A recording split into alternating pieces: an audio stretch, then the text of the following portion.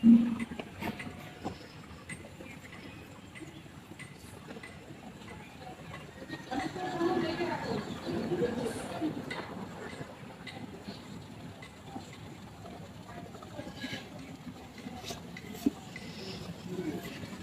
Friends, আমি এখন যে আসনটা আপনাদের করে দেখালাম বা দেখাতে যাচ্ছি, সেই আসনের উপকারিতা শুনলে আপনি নিজে প্র্যাকটিস শুরু করে দেবেন এখনই।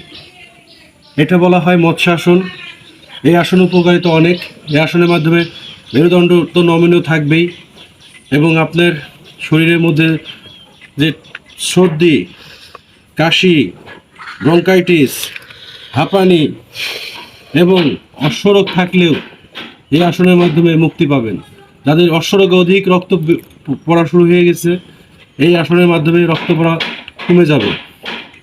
আসন করলে পিঠে অনেকটা চাপ পড়ে, যার জন্যে ফুসফুস অনেক সবল হয়, শ্বাস প্রশ্বাস ভালো হয়। যাদের মাথা ধরা আছে, যাদের অল্পতেই ক্লান্তি হয়ে পড়েন এবং অনিদ্রা আছে, তাদের জন্য এই আসন খুবই উপকারী। এই আসন করলে আমাদের নমনীয়তা, বুকের খাঁচার দোষ থাকলে সেটাও ভালো হয়ে যায়। তাহলে চলুন আমরা আস্তে আস্তে দেখি কিভাবে করব। প্রথমে আমরা পা দুটোকে, আমরা ধরেন ডান পা যদি নিই, আগে ডান পা নিতে হবে। আমরা থায়ের উপরে এনে রাখবো, তারপরে বাম পাটা তুলবো, রাখবো, রেখে আমরা আস্তে আস্তে পিছনের দিকে শোয়ার চেষ্টা করব। ঠিক এইভাবে দুই আঙুল ধরবো, বুড়া আঙুল, দুই পায়ের দিক বুড়া আঙুল ধরে আমরা পিঠটাকে যত দূর পারি উপরের দিকে রাখার চেষ্টা করব। না পারলে নাই, জোরাজুরি করার দরকার নাই। যদি পারেন করবেন, উপরের দিকে টেনে তুলে ধরার চেষ্টা করবেন এবং শ্বাস প্রশ্বাস স্বাভাবিক রাখবেন। এভাবে 30 সেকেন্ড থাকতে হবে। কোনো দুটো মাটিতে থাকবে।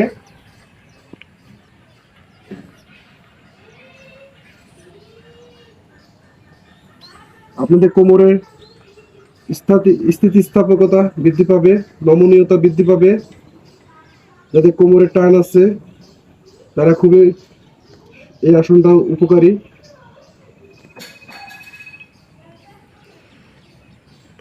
আস্তে আস্তে পাটা একটা একটা করে ছাড়বেন এবং কিছুক্ষণ সব আসনে থাকবেন, কারণ রিল্যাক্স। কোনো আসনে জোরাজোরি করার জন্য না, সব মানুষের শরীরের জন্যই, শান্তির জন্য, অস্থিরতার জন্য না। অবশ্যই রিল্যাক্স থাকার চেষ্টা করবেন ধীরে ধীরে। ঠিক এইভাবে আবার আস্তে আস্তে উপর উঠতে হবে। আমরা আবার পাটাকে চেঞ্জ করব। এটা ব্যালেন্সিং, আপনারা এক পক্ষ কখনো করবেন না কোনো কিছুই।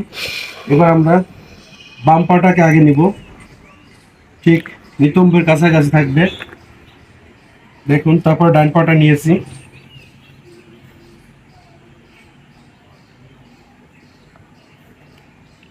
পদ্মাসনে থেকে এই আসনটা করতে হবে।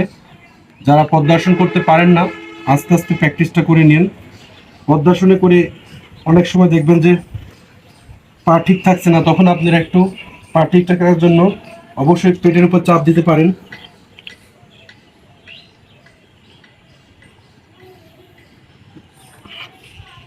দেখবেন পদ্মাসনে থাকতে পারবেন এভাবে করলে। আমি যে নিয়মটা দেখিয়ে দিলাম, আবার ধীরে ধীরে আমরা শুয়ে পড়তে পারি।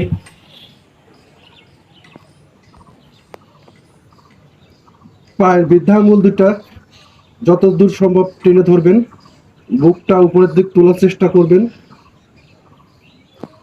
যত দূর বুকটা উঠানো যায়, তাহলে শ্বাস প্রশ্বাস স্বাভাবিক থাকবে,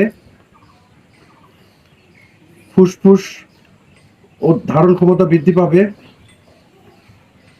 মেরুদণ্ড স্থিতিস্থাপকতা বৃদ্ধি পাবে,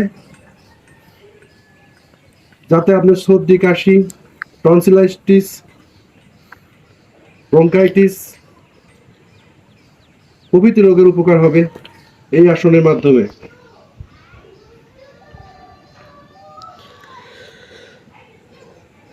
আপনি যত চেষ্টা করবেন উপরে তোলা, আপনার জন্য ততই ভালো। ফ্রেন্ডস, আপনারা আরেকবার দেখেন 3 সেট। এটা খুবই ভালো একটা ব্যায়াম মৎস্যাসন। আমি যেই জন্য আপনাদেরকে ভালোভাবে বোঝানোর চেষ্টা করছি, কারণ সিজনাল চেঞ্জ হলে সর্দি কাশি ফুসফুসের সমস্যা আমাদের দেশে দেখা যায় 80% লোকেরই হয়ে থাকে। এবার দেখা যাচ্ছে যে অশ্ব একটা রোগের প্রাদুর্ভাব ঘটেছে, যেটা অনেক আগের থেকে আছে, এটা জানে না কেন হয়। এই অশ্ব রোগটা অনেক কারণে হয়ে থাকে, খাওয়া দাওয়া, অনিয়ম, অনিদ্রা, যাদের সঙ্গী সাথী, বা যারা দুশ্চিন্তা অনেক করে থাকে, বা যারা অনেক প্রেশারের কাজ করে থাকে, বা অনেক সময় দেখা যায় যে ভারী ওয়েট তোলাতুলি করে, তাদেরও এসব অনেক সময় হয়ে থাকে, অনাকাঙ্ক্ষিতভাবে হয়ে থাকে। তা আসুন আরেকবার দেখে নিই।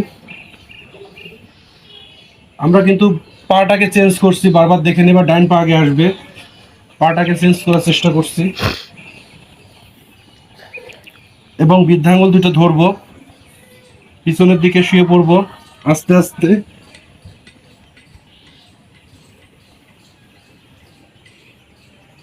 বুকটাকে উপরের দিকে তোলার চেষ্টা করব।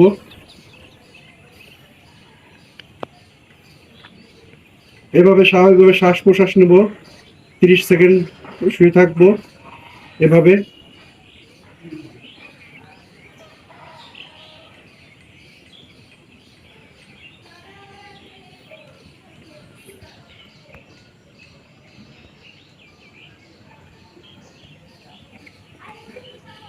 ঠিক এইভাবেই ধীরে ধীরে পা দুটো খুলবো, খুলে সবাসনে থাকবো।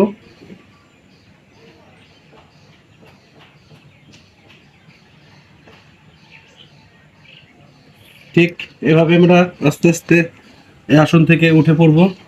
আমি আবারও বলছি, এই আসনটার মাধ্যমে আপনার ফুসফুসের কার্যক্ষমতা বৃদ্ধি পাবে, সর্দি কাশি টনসিলাইটিসের সমস্যা থাকলে মুক্তি পাবেন, আর ডাক্তার কাছে যাওয়া লাগবে না, ফুসফুসের যে কোনো সমস্যা দূর হবে। অতএব গাইজ, চেষ্টা করবেন নিজের মতো নিজের ভালো থাকার জন্য। পকেটের টাকা খরচ করা বাদ দেন, যে সর্দি কাশি হাবিজাবি ওষুধ খাওয়া বাদ দেন, অ্যান্টিবায়োটিক বাদ দেন, এর কার্যক্ষমতা দিন দিন শেষ হয়ে যাচ্ছে। আসুন আমরা সুন্দর স্বাস্থ্য জীবন গড়ে তুলি। ওকে, আমার এই আসনটি দেখে যদি ভালো লেগে থাকে, আপনারা অবশ্যই লাইক করবেন, সাবস্ক্রাইব করবেন এবং শেয়ার করবেন। Thank you.